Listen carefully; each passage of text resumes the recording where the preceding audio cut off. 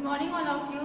आज मैं आप लोगों को पाठ 1 और वसंत आ गया में जो व्याकरण है उस पोर्शन से जो है संबंध बोधक शब्द पढ़ाऊंगी ना। तो संबंध बोधक शब्द संज्ञा या सर्वनाम का ना, तो संज्ञा या सर्वनाम के साथ आकर वाक्य के अन्य शब्दों के साथ संबंध प्रकट करने वाले शब्दों को संबंध बोधक शब्द कहते हैं ना। तो ये क्या है, संज्ञा या सर्वनाम के साथ आकर जो है उनका संबंध जो है वाक्य के अन्य शब्दों के साथ प्रकट करते हैं, तो इन्हें संबंध बोधक शब्द कहते हैं। जैसे के पहले, के बाद, के ऊपर, के नीचे इत्यादि। संबंध बोधक के प्रकार, संबंध बोधक के प्रकार इस प्रकार है, जैसे कालवाचक, स्थानवाचक, दिशावाचक, संतावाचक, विरोधवाचक, हेतुवाचक, साधनवाचक, विनिमयवाचक और उद्देश्यवाचक, कारणवाचक और संघवाचक। तो सबसे पहले कालवाचक संबंध बोधक क्या है, तो जिस अव्यय शब्द से काल अर्थात समय का बोध होता है उसे जो है कालवाचक संबंध बोधक कहते हैं। जैसे कि राम ना, जैसे कि राम के बाद कोई नहीं आया, तो इसमें जो है समय का बोध राम के बाद ना, तो के बाद यहाँ पे संबंध बोधक शब्द तो है, लेकिन कौन सा संबंध बोधक शब्द है, कालवाचक संबंध बोधक शब्द। फिर है स्थानवाचक, जिस अव्यय शब्द से स्थान का बोध हो, जिसकी जगह का बोध होगा उसे जो है स्थानवाचक संबंध बोधक कहते हैं। जैसे बगीचे के पीछे तालाब है, तो के पीछे यहाँ पे संबंध बोधक शब्द है और इसमें जो है स्थानवाचक संबंध बोधक शब्द है। ठीक है।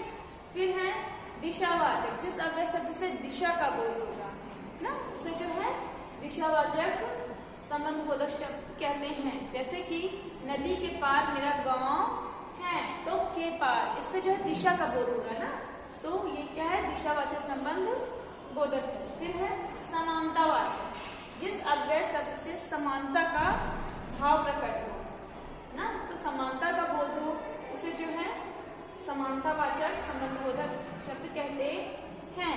जैसे मानसी की तरह सीमा भी कराटे जानती है, तो की तरह यहाँ पे क्या है, समानता प्रकट कर रहा है ना, तो समानतावाचक संबंध बोधक शब्द है। फिर है विरोधवाचक संबंध बोधक, इसमें क्या होता है, जैसे कि जिस अव्यय शब्द से विरोध प्रकट हो, है ना, विरोध का भाव प्रकट होगा तो क्या हो जाएगा, विरोध प्रकट होने पे विरोधवाचक संबंध बोधक शब्द। जैसे नाव हवा के विपरीत दिशा में जा रही थी, तो हवा के विपरीत, तो के विपरीत शब्द जो विरोधवाचक संबंध बोधक का उदाहरण है।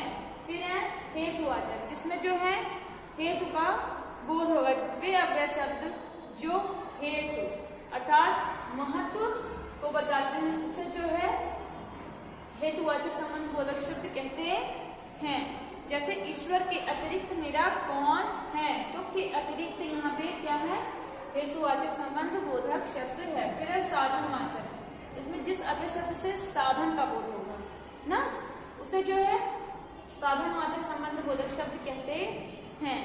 जैसे ईश्वर के आश्रय उसने अपनी नाव नदी में उतार दी ना, तो ईश्वर के आश्रय, तो के आश्रय यहाँ पे साधनवाचक संबंध बोधक शब्द है। फिर है विनिमयवाचक ना, तो जिस अव्यय शब्द से विनिमय का बोध होगा, लेन देन का बोध होगा ना, तो वो जो है विनिमयवाचक संबंध बोधक शब्द कहलाएगा।